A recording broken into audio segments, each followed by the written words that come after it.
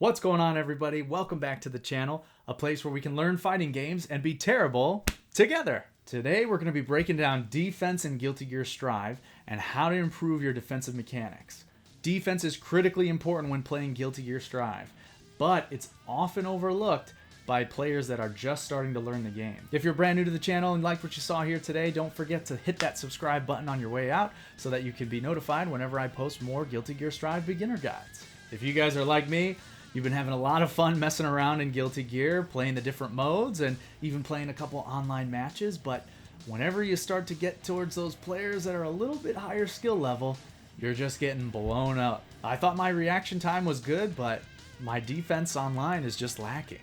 I realized that to get better at Guilty Gear Strive, first, I've got to actually master the defensive mechanics of the game. I feel like as new players, we just hyper-focus on wanting to perform those flashy combos that we see online. We hit training mode and spend hours trying to perfect the combo. Then when we get into a match, we're not thinking about defense, we're thinking about performing that combo we've been working hours on. But because we're not playing any defense, our opponent sees that and is just able to keep pressuring us, and we can't do anything about it. This kills our self-confidence and makes it feel like all those hours in training mode were for nothing. Rushing in and hitting buttons is definitely the most fun part about Guilty Gear Strive.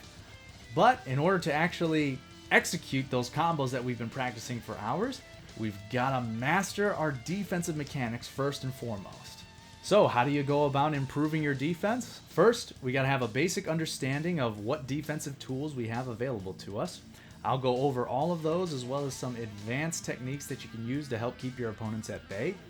Then stick around to the end of the video and I'll show you guys the exact drill that I've been using to help me improve my defense in the game. It has been a night and day difference since I started practicing this, and I definitely recommend you guys check it out. Alright, so for today's video, we've got a very special sponsor who's going to be helping us understand the basics of defense in Guilty Gear Strive. I'm talking, of course, about our team at Blocking. Are you trying to thrive in Guilty Gear Strive, but your opponent just won't let up? The pressure just keeps on coming. Wall splat, that's not looking too good for you. Are constant humiliating defeats at the hands of your opponents keeping you from being able to perform even the most basic of daily tasks, or even basic human bodily functions? Well, kiss those days goodbye thanks to Blocking! Thanks to Blocking, now you can actually play the game you paid $60 for. Simply hold back or down and back, and your character will do the rest, blocking your opponent's strikes and preventing damage. It makes playing a blast. Crouch block those lows to protect those toes. And watch out for those pesky overheads. Stand blocking can take care of them all. You can even block while in the air. You can block just about anywhere. Before blocking, I could only last 10 seconds in a match. Now I get to actually play the game. Thanks, Blocking. But wait, there's more! For the low price of 2 attack buttons and some tension meter, now you can perform a faultless defense. Prevent that chip damage and knock your opponent away with faultless defense. Call within the next 20 minutes, and if you time your blocks perfectly with your opponent's attacks, we'll throw an instant blocking absolutely free. All major credit cards accepted. Dial 1-800-BLOCK NOW. That's 1-800-BLOCK-NOW. Thanks again, Blocking, for being the sponsor of this video and helping us understand some of the basic mechanics of defense in Guilty Gear Strive. But there are a few more advanced things that we need to cover before we can truly master the defense of this game. So for even just basic blocking, when you get hit, you enter a state of what's called block stun. Now, when you're in this state of block stun, you can't perform any attacks or other special moves other than continuing to block, performing a burst, or a yellow Roman cancel. After getting hit while blocking, there's also an element of pushback.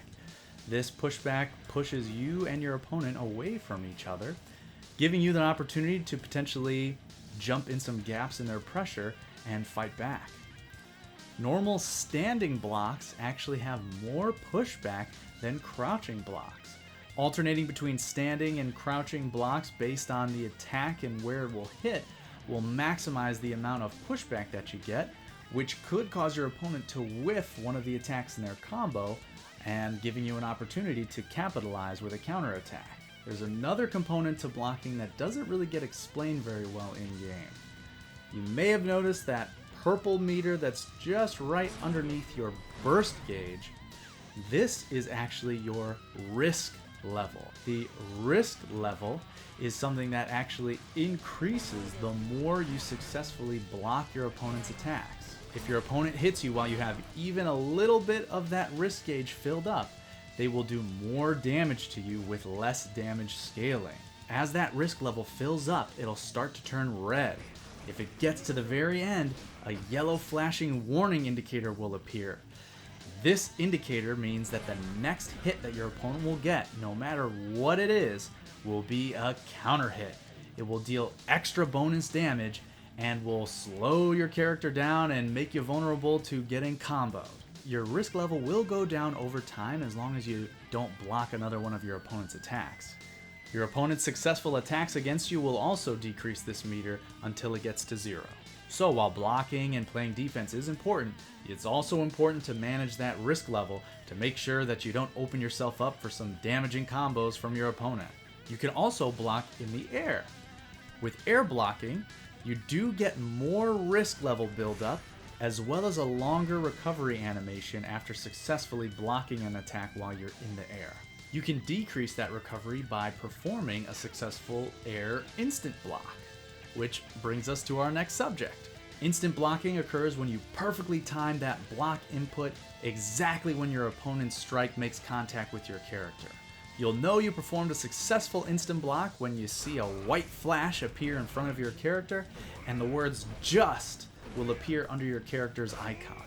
Instant blocking negates any pushback from your opponent's attacks. This can be used to punish an opponent for using a move with a long recovery.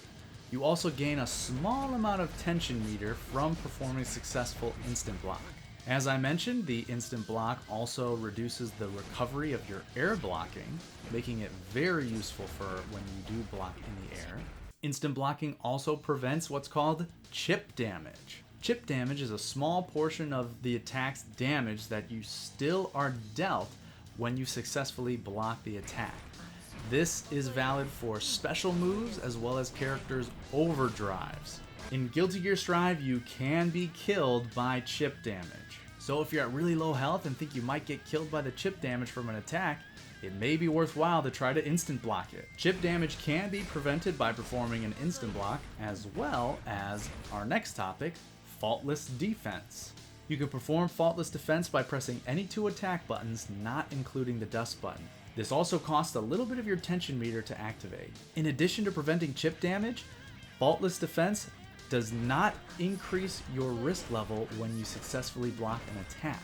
You'll also see when you successfully block with a faultless defense, you'll be pushed back further away from your opponent, causing them to whiff some of their attacks and potentially giving you an opportunity to punish them for it. The one downside of faultless defense is that it increases your block stun by a few frames, meaning that you won't be able to launch a counterattack or move as quickly as you normally would with a regular block.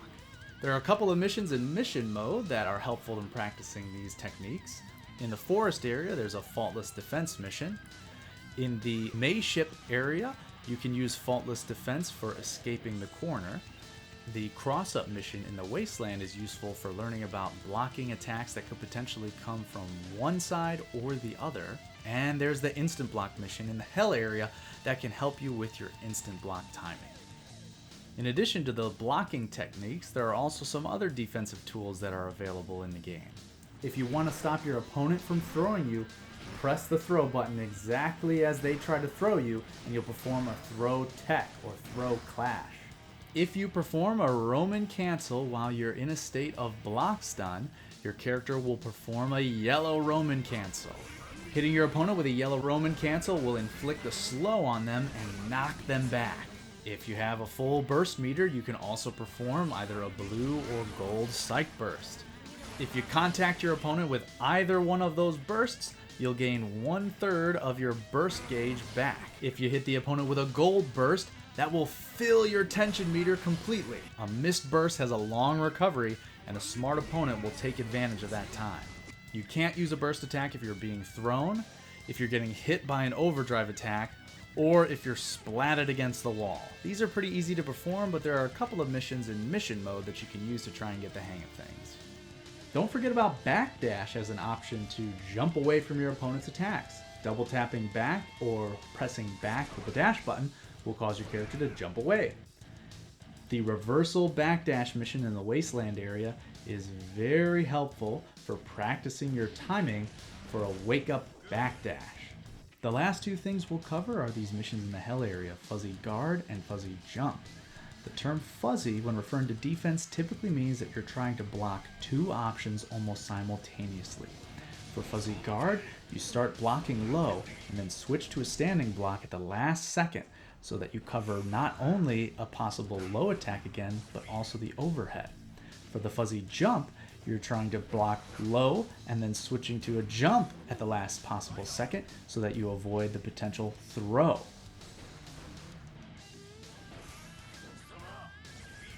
Alright, so now that we know all of the defensive tools at our disposal, how do we practice these things to make our defense rock solid? Well, the drill that I started doing before and after my play sessions that has greatly helped with my defense is something that I like to call M.T.S, or Maniac Time Survival. I go to single player mode versus CPU. I pick my character and set the CPU to Maniac difficulty. Now the goal with this is not to KO your opponent. The goal is to use the defensive techniques that you've learned to survive until the time runs out. No attacking allowed. Start off with the timer at 30 seconds, and once you survive 2 rounds of 30 seconds, then bump it up to the next time. Try this versus the entire cast. Keep track of your personal best in each matchup. Over time, with some practice, you'll be able to block every move from every character in the game. You'll learn how to block each character's common offense, and you'll get a sense for gaps in your opponent's pressure that you can use to punish them or escape. This drill is a little bit more challenging for Nagoriyuki and Potemkin as they don't have any dashes forward, but their higher health pool offsets some of this difficulty.